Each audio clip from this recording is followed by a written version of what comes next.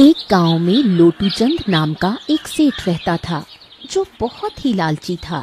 किसानों को बहला फुसलाकर ठेके पर खेत में काम करवाता था और बाद में उनके सामने शर्त रखकर उनका हक मार लेता था। देखो राघव, ये गरीब किसान भी बड़े मूर्ख होते हैं। अरे जानवरों की तरह दिन रात मेहनत करते हैं और बदले में 2 वक्त की रोटी के लिए तरसते हैं। और मुझे देखो, मुझ जैसे मालिक बस बैठे बैठे हुक्म चलाता है और सारी फसल मेरे गोदामों में भर जाती है। सही कहते हैं सेठ जी, पूरा गांव तो आप ही की मुट्ठी में है। अरे इनकी मेहनत का फायदा उठाना आपसे बेहतर और कोई नहीं जानता। अरे पूरे गांव पर तो आप ही का राज है। अरे आपकी मर्जी के बिना एक पत्ता भी नहीं हिलता यहाँ। हाँ, राजा तो मैं हूँ ही। और इन बेवकूफ किसानों को मैं ऐसी ऐसी शर्तों पर अपनी जमीन उधार देता हूँ कि मेहनत ये करते हैं और फसल मैं हड़प लेता हूँ। आखिर इन सालों की औकात ही क्या है मेरे सामने, हैं? सेठ ये बातें कर ही रहा होता है कि तभी उसके पास महेश नाम का एक गरीब किसान आता है जो बहुत दुखी और परेशान होता है। सेठ जी, सेठ जी, सेठ जी, मैंने सुना है कि आप किसानों को अपनी जमीन ठेके पर देते हैं। हाँ भाई, तुमने बिल्कुल ठीक सुना है। भाई, हम अपनी जमीन ठेके पर तो देते हैं। बताओ, तुम्हारी क्या समस्या है? ठीक है सेठ जी, तो मैं भी आपकी जमीन पर खेती करना चाहता हूँ। मुझे भी 1 साल के लिए आप अपनी जमीन ठेके पर दे दीजिए। मेरा नाम महेश है और मैं पास के गांव काशीपुर में रहता हूँ। ठीक है भैया महेश, मैं तुम्हें अपनी जमीन ठेके पर तो दे दूंगा, पर उसके लिए मेरी कुछ शर्तें भी तो सुन लो भैया। हाँ, ठीक है सेठ जी, बताइए क्या शर्त है। तो भैया शर्त यह है कि तुम्हें मेरी जमीन पर तो काम करना ही होगा और 1 साल के बाद उस जमीन पर जो भी फसल होगी उस फसल का आधा हिस्सा तुम्हारा होगा और आधा हिस्सा मेरा होगा। हाँ, ठीक है सेठ जी, मुझे आपकी शर्त मंजूर है। आप बस मुझे ठेके पर जमीन दे दीजिए। सेठ से जमीनी कागजी कार्रवाई करने के बाद बिरजू वहां से चला जाता है और अगले दिन खेती करने के लिए उस खेत में पहुंच जाता है। हाँ, चलो, सेठ जी से जमीन तो मिल गई। अब इसमें खेती करता हूँ। उम्मीद है कि इस साल फसल अच्छी होगी। मुझे बहुत मेहनत करनी होगी, तभी मेरे हिस्से में कुछ बच पाएगा। महेश दिन रात कड़ी मेहनत करता है और फसल उगाता है। कुछ महीनों बाद फसल उगकर तैयार हो जाती है। महेश अब अपनी उस फसल की कटाई भी शुरू कर देता है।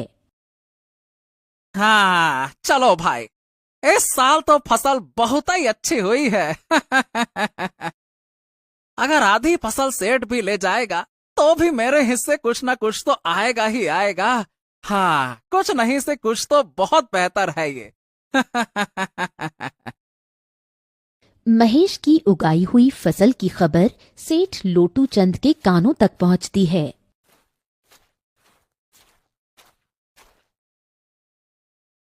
अरे सेठ जी, सुनते हो क्या? अरे आज महेश अपने फसल की कटाई कर रहा है और इस साल तो महेशबा की फसल बहुत ही अच्छी हुई है। हाँ, क्या बात कर रहे हो, सच में? अरे वाह, ये तो बहुत अच्छी खबर है कि आज महेश फसल की कटाई कर रहा है। चलो चलो भैया, चलकर देखते हैं कि क्या हाल है।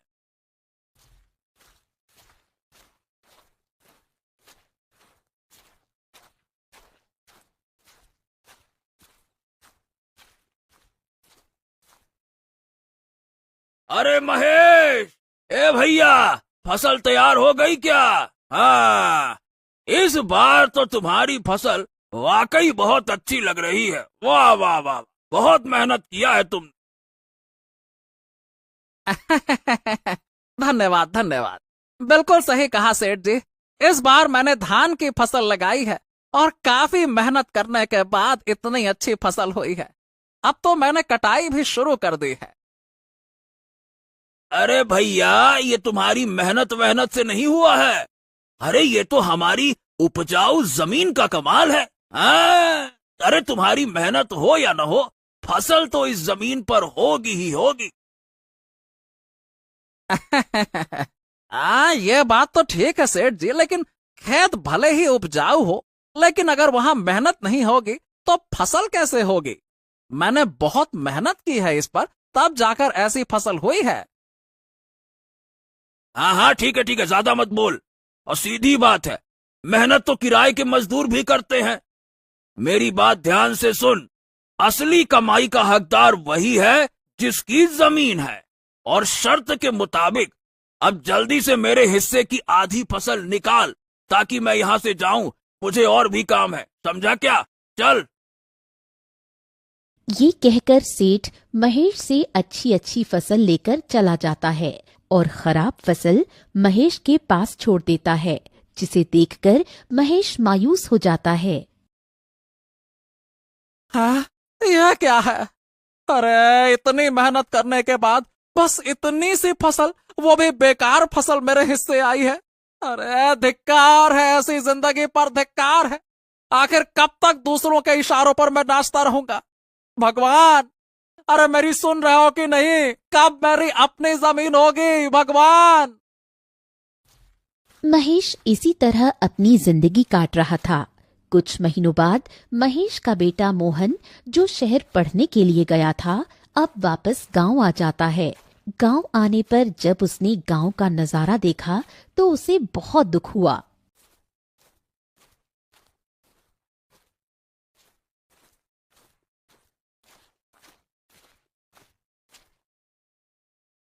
पिताजी, हमारे गांव का ये हाल क्यों है? सभी लोग दुखी और परेशान नजर आ रहे हैं। आखिर बात क्या है? बेटा, इस गांव में किसानों की यही किस्मत है। सेठ लोटू चंद जैसे लोग हमारी मेहनत का फायदा उठाते हैं। मेहनत हम करते हैं और फल सेठ लोटू चंद जैसे लोग खा जाते हैं। हमारे पास ना तो अपनी जमीन है, ना अधिकार। बस मेहनत करते हैं और बेटा भूखे रह जाते हैं। यही लगता है हमारी नियति है। किसानों की ये स्थिति सुनकर मोहन बहुत दुखी हो जाता है और गुस्से में आ जाता है। बस पिताजी, बस बस बस करिए। अब आप चिंता मत कीजिए। अब ये अन्याय और नहीं चलेगा। आज से मैं खेती करूंगा और उस लालची सेठ लोटू चंद को उसी की शर्तों में उसकी चालाकी का जवाब दूंगा। अब उसे समझ में आएगा कि उसका पाला किससे पड़ा है।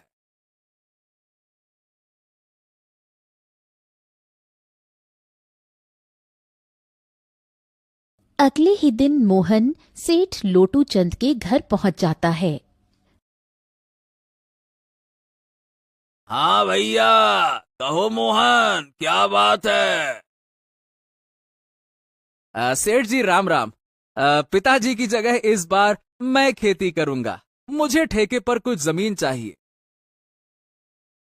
हैं? क्या बात है, क्या बात है? अब तुम खेती करोगे? वाह! अरे बेटा, जाओ जाओ जाओ। अभी तुम्हारे अंदर इतना दम नहीं है बेटा कि तुम खेती कर पाओ। देखो, ऐसा है बेटा कि पढ़े लिखे लड़के ना खेती के नाम पर गधेड़े साबित होते हैं, समझे क्या? अरे नहीं नहीं सेठ जी, आप ऐसा मत बोलिए। मैं पढ़ा लिखा हूं, लेकिन हूं तो किसान का बेटा ही ना। खेती किसानी मेरा धर्म है। हाँ, खेती किसानी मेरा धर्म है। तो ठीक है, चल मान लेता हूं मैं भी कि खेती किसानी करेगा। वैसे भी आजकल काम ही क्या कर रहा है? सब पढ़ लिख कर ऐसे ही बेरोजगार तो घूम रहे हैं, तो खेती किसानी ही सही है ना? चलो भैया, ठीक है, करो, तुम खेती किसानी ही करो। आपका आपका बहुत बहुत धन्यवाद सेठ जी, जो आपने इतनी कृपा की। अरे बस बस, धन्यवाद बाद में दे देना। पहले भैया मेरी नियम और शर्तें तो सुन लो। हाँ हाँ, बिल्कुल सेठ जी, बताइए क्या शर्त है आपकी। ये तो बच्चा है, इसे कुछ ऐसी शर्त बताता हूं जिससे कि इसकी सारी फसल मेरी हो जाएगी। वैसे भी इसका पिता महेश हर साल धान की फसल लगाता है, तो ये बेवकूफ भी धान ही लगाएगा। हाँ अच्छा ठीक है, तो मोहन सुनो, तुम जो भी फसल लगाओगे उसका आधा मैं रखूंगा और आधा तुम रखोगे, लेकिन ऊपर का हिस्सा मैं रखूंगा और नीचे का हिस्सा तुम्हारा होगा। समझ गए? मैं फिर से दोहरा देता हूं, ऊपर का हिस्सा मैं रखूंगा और नीचे का हिस्सा तुम्हारा होगा। अगर मेरी ये शर्त मंजूर है तो बोलो भैया। हाँ हाँ ठीक है सेठ जी, मुझे आपकी शर्त मंजूर है, ऐसा ही होगा। मैं भी फिर से दोहरा देता हूँ, ऊपर की फसल आपकी होगी, नीचे की फसल मेरी होगी। जैसा आपने कहा वैसा ही होगा।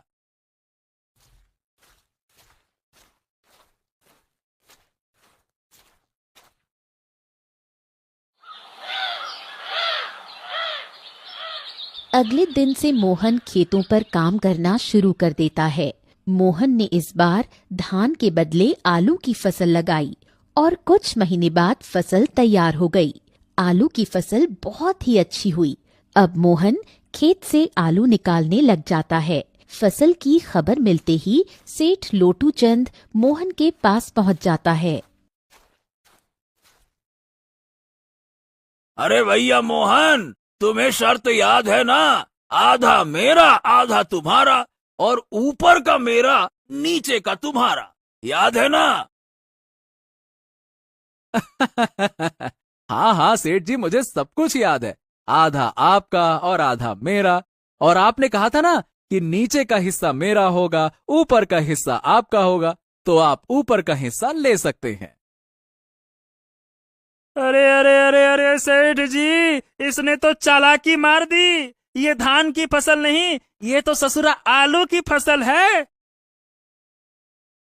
अरे ये क्या है? ए, इस बार तुमने आलू लगाया है? हाँ सेठ जी, पिताजी इतने सालों से धान की ही फसल लगा रहे थे, तो मैंने सोचा कि इस बार आलू की फसल लगा लेता हूँ।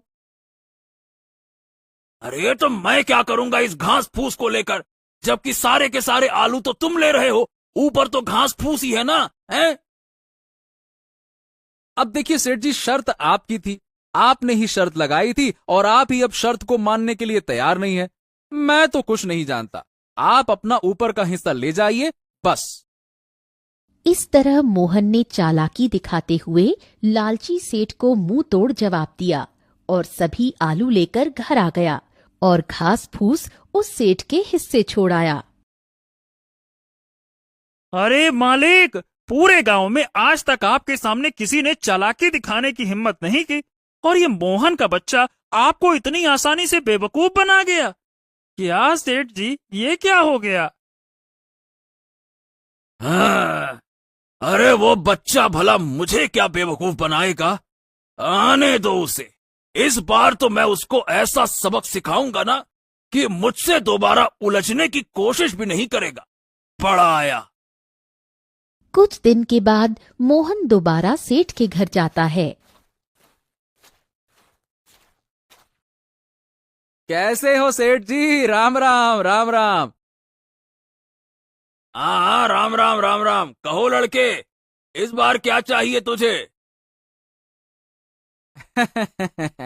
वही सेठ जी, आपकी जमीन ठेके पर चाहिए, खेती करनी है। हाँ हाँ ठीक है ठीक है, लेकिन मेरी इस बार की शर्त भी सुन ले लड़के। इस बार तेरी कोई चालाकी नहीं चलेगी। इस बार फसल के नीचे का हिस्सा मैं लूंगा और ऊपर का हिस्सा तेरा होगा। साफ साफ सुन लेना, नीचे का मेरा, ऊपर का तेरा। बोल, ये शर्त मंजूर हो तो आगे बात करें, नहीं तो भैया राम राम। अरे अरे, काहे की राम राम सेठ जी, मुझे मंजूर है आपकी शर्त। इस बार ऊपर का भाग होगा मेरा और नीचे का भाग होगा आपका। मंजूर है? इस तरह मोहन सेठ से बात करने के बाद घर आ जाता है और इस बार दोबारा खेती करने की तैयारी में जुट जाता है। मोहन इस बार गेहूं की फसल लगाता है और कुछ दिनों बाद फसल काफी अच्छी उग जाती है। अरे वाह वाह वाह वाह वाह, इस बार तो गेहूं की फसल खूब लहलहा रही है। मजा आ गया। अब आने दो उस सेठ को, फिर से ऐसा मजा चखाता हूं ना कि मजा ही आ जाएगा उसको। कुछ दिन के बाद सेठ मोहन के पास आता है। जैसे ही सेठ गेहूं के खेत पर पहुंचा, उसका दिमाग चकराना शुरू हो गया। अरे रे रे रे रे रे रे रे, ये क्या? इसने तो इस बार गेहूं की फसल लगा दी। अरे रे रे रे रे रे, जितना मैं सोच रहा था ये लड़का तो उससे कहीं ज्यादा होशियार निकला। हाँ? अरे राम राम, नमस्ते सेठ जी, नमस्ते नमस्ते। कैसे हैं आप? हाँ देखिए सेठ जी, इस बार मैंने गेहूं की खेती की है और देखिए आपकी शर्त के मुताबिक इस फसल के ऊपर का हिस्सा मेरा होगा और नीचे का हिस्सा आपका होगा, जैसा आपने कहा था। इस तरह मोहन ने अपनी होशियारी से सेठ लोटू चंद को दोबारा बेवकूफ बना दिया और सेठ एक बार फिर से धोखा खाकर आग बबूला हो गया। अरे मालिक, उस छोटे से बच्चे का दिमाग तो देखिए। आप जैसे इतने बड़े चालबाज को दो दो बार बेवकूफ बना गया। ये क्या हो रहा है मालिक? अरे मैं उसको बच्चा ही समझ रहा था और उस बच्चे ने तो मुझे बेवकूफ ही बना दिया। आने दो इस बार, फिर उसको बताता हूं कि सेठ लोटू चंद किसे कहते हैं। मोहन ने गेहूं की कटाई की और सारी फसल अपने घर ले आया और उस फसल का कुछ हिस्सा उसने गांव के जरूरतमंद लोगों में बांट दिया। मोहन और उसका पिता महेश दोनों ही बहुत खुश थे। कुछ दिनों बाद फिर से फसल उगाने का समय आया।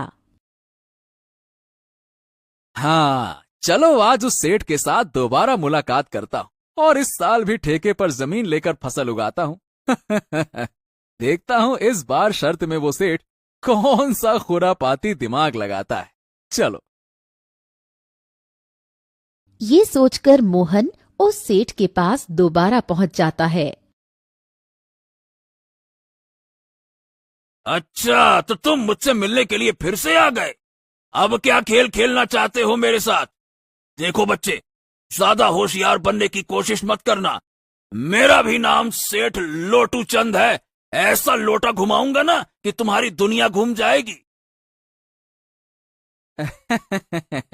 अरे मैं कहाँ होशियारी सेठ जी, आप कैसी बातें करते हैं।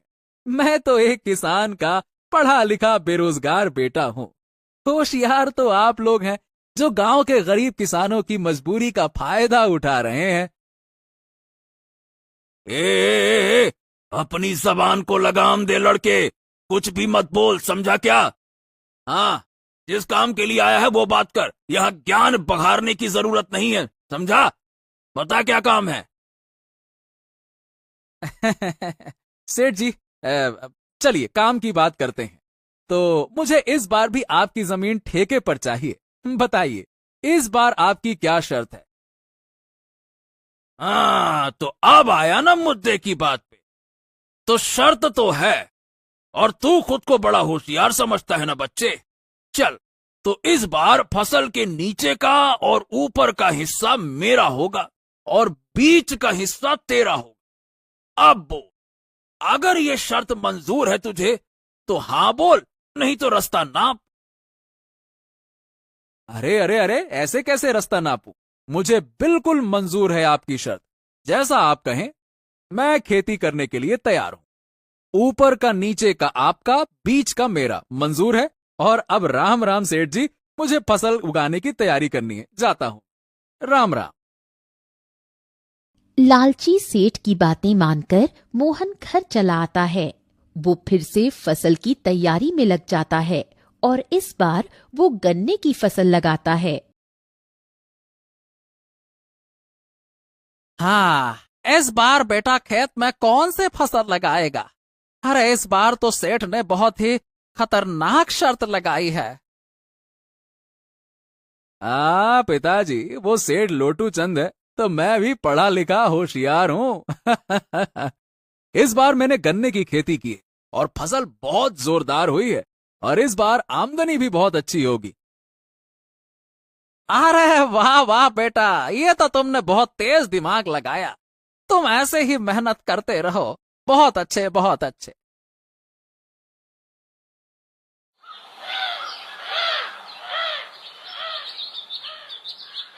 कुछ दिनों बाद लालची सेठ और राघव दोनों दोबारा मोहन के पास आने लगे।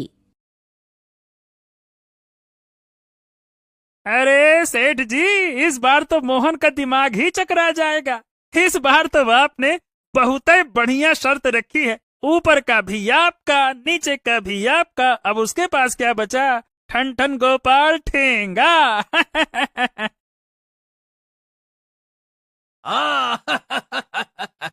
बिल्कुल सही कहा राघव। इस बार मैंने अपने दिमाग का 200% उपयोग किया है। अरे ब्रह्मास्त्र छोड़ा है, सीधा ब्रह्मास्त्र। अब देखता हूँ वो कैसे धराशायी नहीं होता है। इस बार वो मोहन का बच्चा समझ जाएगा कि उसका पाला किससे पड़ा है। चलो। इस तरह दोनों बातें करते हुए खेत के पास पहुंच जाते हैं और जैसे ही वो खेत पर पहुंचते हैं, अरे रे रे रे सेठ जी, ये मोहन तो आपका भी बाप निकला। देखो जरा, उसने इस बार कौन सी फसल लगाई है? ये क्या है? अरे रे रे रे, ये क्या? इसने तो गन्ने की फसल लगाई है। अरे ससुरा, अब बताओ भला, ऊपर का और नीचे का हिस्सा मेरा होगा और बीच का हिस्सा उसका होगा। अरे रे, मतलब इस बार भी मेरे हिस्से झाड़ फूस घास फूस यही आएगा। अरे इस बार भी मैं बेवकूफ बन गया। साला, मान गए इस किसान के बच्चे को, भाई मान गए।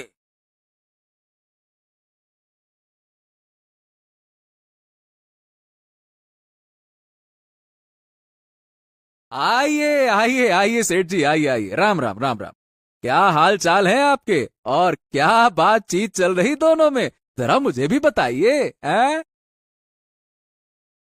अच्छा, क्या बातचीत चल रही है? एक तो चोरी, ऊपर से सीना जोरी। अरे तुमने मुझे इस बार भी बेवकूफ बना दिया, समझे? अरे अरे अरे, मैं भला आपको क्या बेवकूफ बनाऊंगा सेठ जी? आप तो दुनिया को बेवकूफ बनाते हो।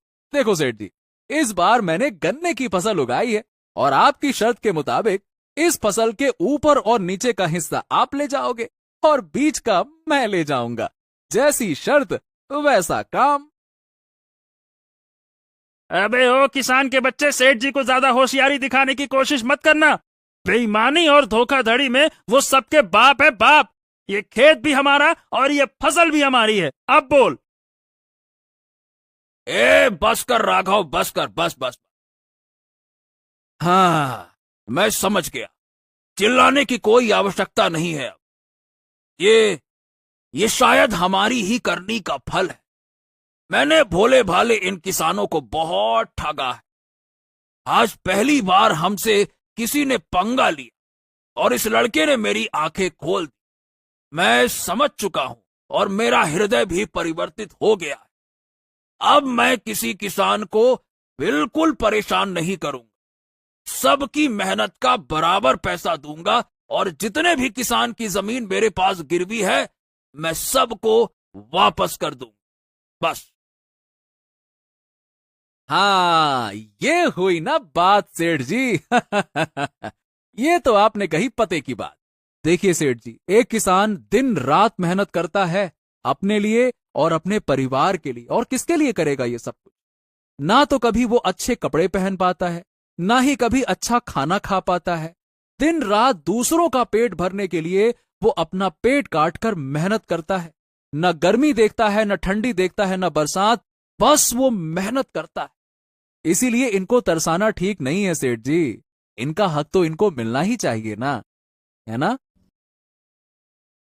इस तरह मोहन अपनी मेहनत और चतुराई से उस लालची सेठ को सही रास्ते पर ले आया और सेठ ने सभी किसानों की जमीन और पैसा उनको वापस कर दिया। उस दिन के बाद उस गांव के सभी किसान खुशी खुशी रहने लगे। दोस्तों, कहानी अच्छी लगी हो तो वीडियो को लाइक जरूर करें और ऐसी ही मजेदार कहानियों के लिए इस चैनल को सब्सक्राइब करना बिल्कुल न भूलें। तो मिलते हैं एक और अनोखी कहानी में। तब तक स्वस्थ रहें, मुस्कुराते रहें।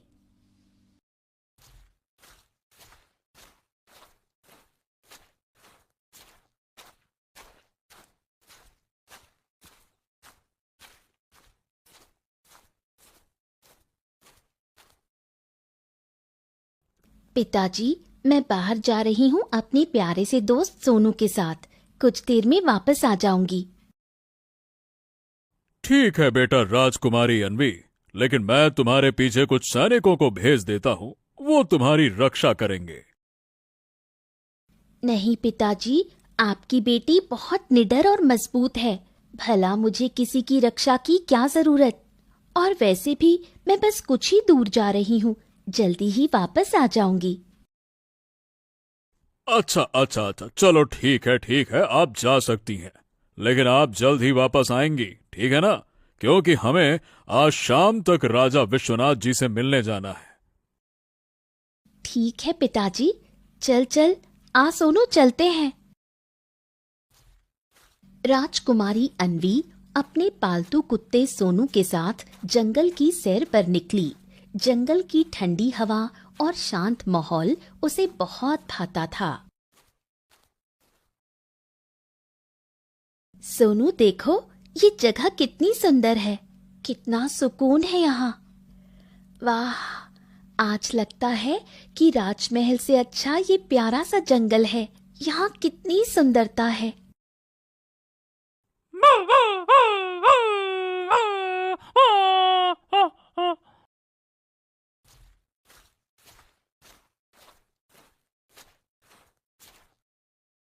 तभी थोड़ी देर बाद जब राजकुमारी अन्वी अपने कुत्ते के साथ जंगल के बीच में पहुंची तो उन्हें जंगल के बीचों बीच एक रहस्यमयी चमकदार वृक्ष दिखाई दिया। वृक्ष के ऊपर सुंदर सुंदर फूल खिले हुए थे और उसके चारों ओर मधुर सी गूंज थी। अन्वी उसकी ओर आकर्षित हो गई। उसे ये वृक्ष बहुत अच्छा लगा। अरे वाह, ऐसा पेड़ तो मैंने कभी नहीं देखा। ये तो कोई खूबसूरत वृक्ष लग रहा है। एक काम करती हूँ, इसका फूल तोड़ लेती हूँ।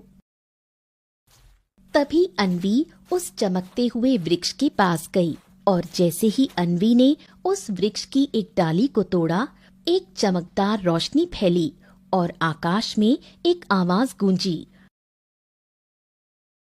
दुष्ट, तूने पवित्र वृक्ष को छेड़ा है।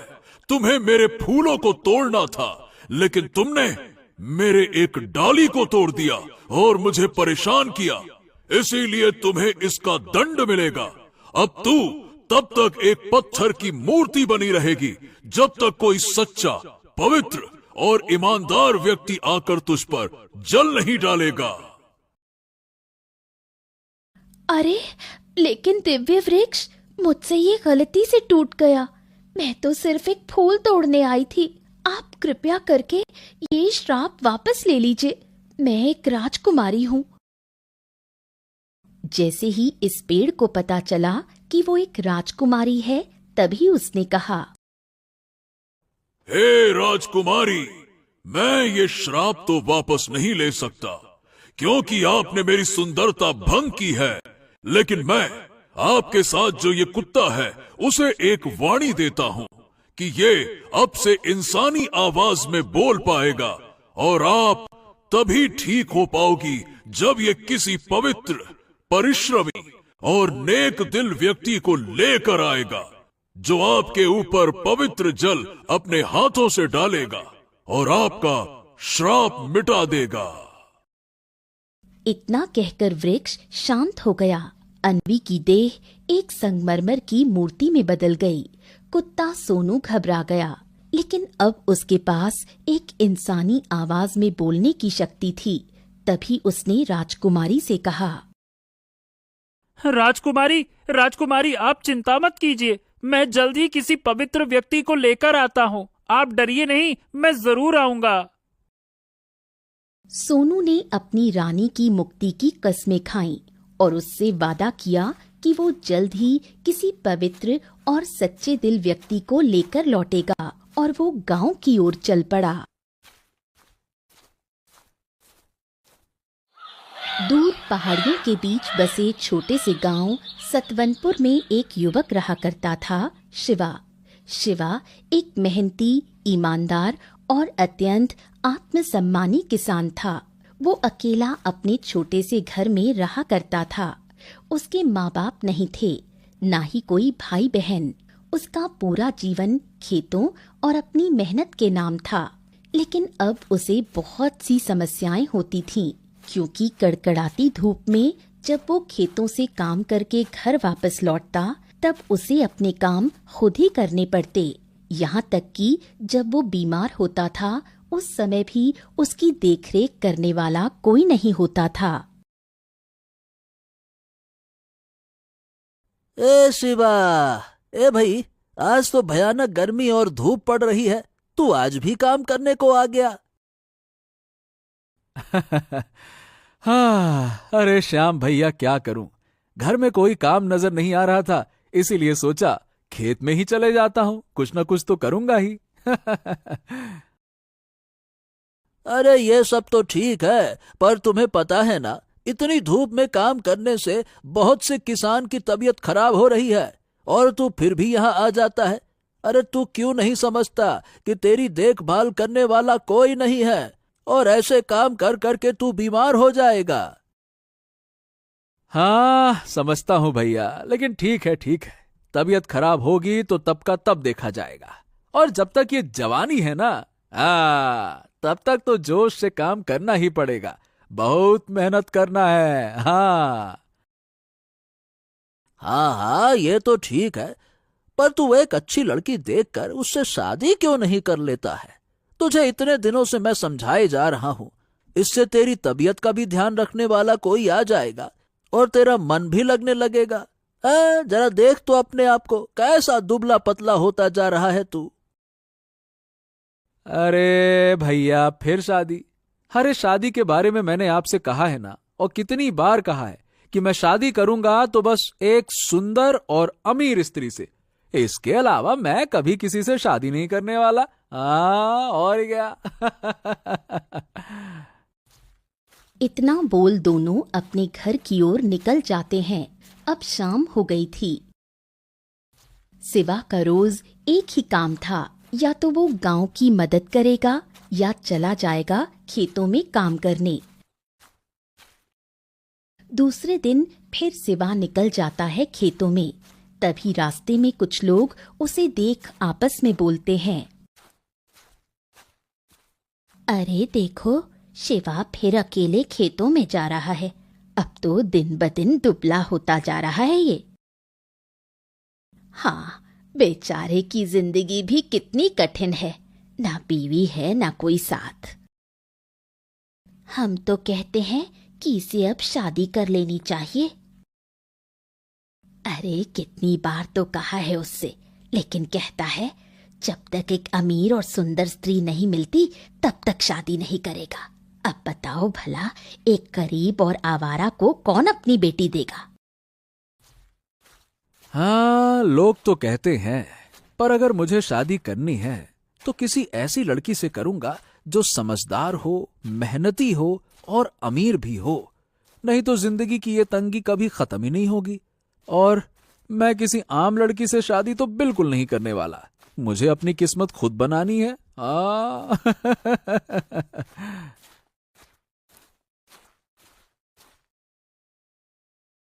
अरे राम राम, बाप रे बाप, आज भी गर्मी कम नहीं हुई है। अरे भगवान उठा ले रे बाबा, उठा ले, अरे मुझको नहीं, इस गर्मी को उठा ले। अरे रे, अरे ये कुत्ता यहाँ क्यों देख रहा है? और ये यहाँ का कुत्ता तो नहीं लगता। अरे कहीं ये पागल कुत्ता तो नहीं है? ओए ओए, चल दूर दूर कहीं का, चल जा यहाँ से, चल चल, अरे भाग जा यहाँ से। ये कुत्ता कुछ नहीं बोला, लेकिन मुखिया के ज्यादा भगाने पर वो जाने लगा। तभी मुखिया जैसे ही अपनी कुर्सी पर बैठा, उसकी कुर्सी टूट गई और वो गिर गया। अरे रे रे रे रे रे रे रे रे रे रे रे, अरे मेरी कमर टूट गई रे, ये मनहूस कुत्ता कहाँ से आया? अरे रे रे रे रे रे रे रे, बहुत दर्द हो रहा है। दूसरी तरफ गांव का एक किसान अपनी दुकान में समोसे सजा रहा था। तभी ये कुत्ता उसकी दुकान के पास आता है। अरे इस कुत्ते को तो मैंने यहाँ कभी नहीं देखा, और देखो तो सही कैसी लालच भरी नजरों से देख रहा है। ओए चल भाग यहाँ से। अरे भागता है कि बताऊं अभी? चल भाग भाग यहाँ से। तभी ये दुकान वाला उस कुत्ते को मारने आगे बढ़ता है कि उसके सारे समोसे गिर जाते हैं। अरे रे रे रे रे रे, ये कैसा मनहूस कुत्ता देख लिया, आज पूरे समोसे खराब कर दिए उसने। अरे रे, हे भगवान, आने दो, फिर मैं उसको बताता हूँ। पूरा समोसा खराब कर दिया मेरा। एक दिन शिवा खेतों में कड़ी मेहनत कर घर वापस आया। आज उसे बहुत भूख लगी थी, तभी वो खाना बनाने लगा। उसी वक्त वो कुत्ता शिवा के पास आता है।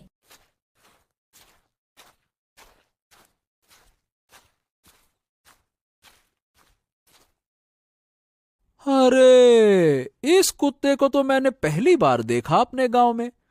हाँ, लगता है भूखा है। चलो इसे भी कुछ रोटी दे देता हूं। तभी शिवा ने उस कुत्ते को घर के अंदर बुलाया और अपनी रोटी में से आधी रोटी उस कुत्ते को दी। तभी से कुत्ता शिवा को देख रोने लगा और बोला, धन्यवाद, मैंने बहुत जगह कोशिश की, लेकिन कोई भी मेरी मदद नहीं कर रहा था। तुम पहले व्यक्ति हो जिसने बिना कुछ मांगे मुझे कुछ दिया। अरे तू बात कर सकता है? कौन है तू? कोई राक्षस तो नहीं है ना? नहीं नहीं नहीं नहीं शिवा, घबराओ मत, मैं तो तुम्हारा मित्र हूँ। मैं एक साधारण कुत्ता ही हूँ, लेकिन मैं अभी बोल सकता हूँ। मेरी रानी पर श्राप लगा है और उसे बस तुम्हारी तरह एक इंसान की जरूरत है, सच्चे, पवित्र और मेहनती। अगर तुम मेरी सहायता करो तो एक नारी की मुक्ति संभव है। शिवा कुछ पल सोच में डूबा, फिर सिर हिलाया और बोला, ठीक है। देखो, मैं किसी का भला करने से कभी पीछे नहीं हटता, क्योंकि मेरा एक ही सिद्धांत है, कर भला तो हो भला। अगर किसी की मदद करने से उसे नया जीवन मिल सकता है तो मैं उसकी मदद जरूर करूंगा। हाँ। ये सुन सोनू बहुत खुश हुआ। उसने शिवा को बोला कि कल सुबह वो उसे उस वृक्ष के पास ले जाएगा जहां उसकी रानी है।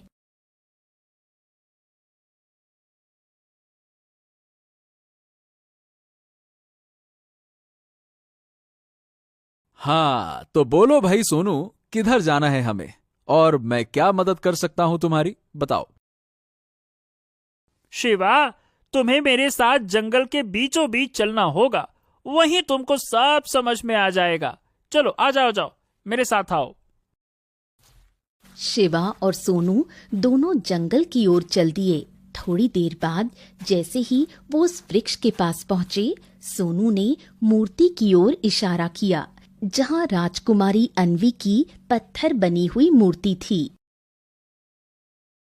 हाँ, तो ये है मेरी रानी, राजकुमारी अन्वी।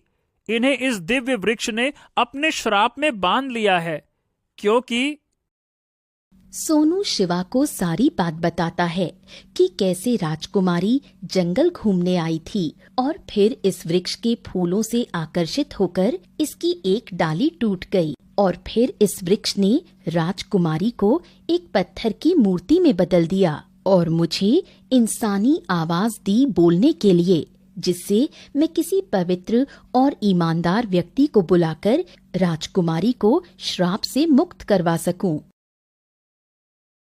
हाँ, अच्छा तो ये बात है। दोस्त, अब तुम देखो मैं कैसे मिनटों में राजकुमारी को मुक्त करता हूं।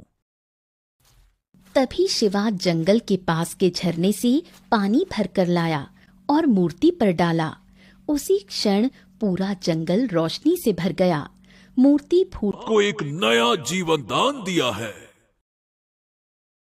ये सच है? मैं फिर से जीवित हो गई? हाँ हाँ हाँ राजकुमारी, अब आप बिल्कुल ठीक हैं, एकदम मजे में। अरे चाहे तो आप अपने कुत्ते को छू कर देख सकती हैं। हाँ, छुए छुए छुए। वैसे मैं आपको पहले ही बता देता हूं, देखिए मेरा नाम शिवा है और मैं भाग्यशाली हूं कि मैं आप जैसी सुंदर स्त्री की मदद कर पाया। शिवा, तुमने मुझे नया जीवन दिया है। आज अगर तुम नहीं आए होते तो शायद मैं जिंदगी भर ऐसे ही रहती। अगर तुम चाहो तो मैं तुम्हारी जीवन संगिनी बनना चाहती हूँ।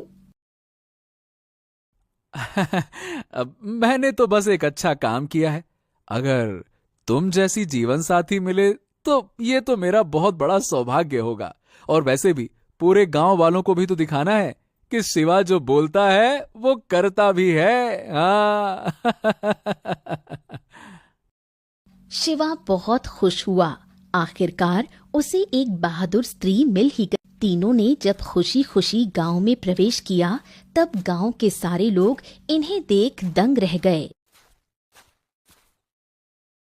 अरे ये तो राजा की बेटी है, लेकिन ये शिवा इसके साथ क्या कर रहा है? अरे हम तो शिवा को कहते थे शादी करके दुल्हन ले आ, ये तो सीधा रानी ले आया। थोड़ी देर बाद जब राजा चंद्रबुद्ध अपनी बेटी को खोजते हुए गांव आए तब शिवा को देख चौंक गए। लेकिन जब राजा को सारी बात पता चली तब उन्होंने शिवा को धन्यवाद कहा, शिवा को सम्मानित किया और पूरे गांव में उसकी भलाई का ढिंढोरा पिटवाया। तभी राजकुमारी अन्वी राजा से बोली, पिताजी, शिवा ने मुझे एक नया जीवन दिया है और शिवा जैसा मेहनती ईमानदार व्यक्ति शायद ही मुझे मिल सकता है। पिताजी, मैं शिवा को अपने साथ अपने महल में रखना चाहती हूँ और शिवा भी मुझसे शादी करने के लिए तैयार है। ठीक है, मैं इस सच्चे, मेहनती और महान युवक को अपनी बेटी का हाथ देता हूँ।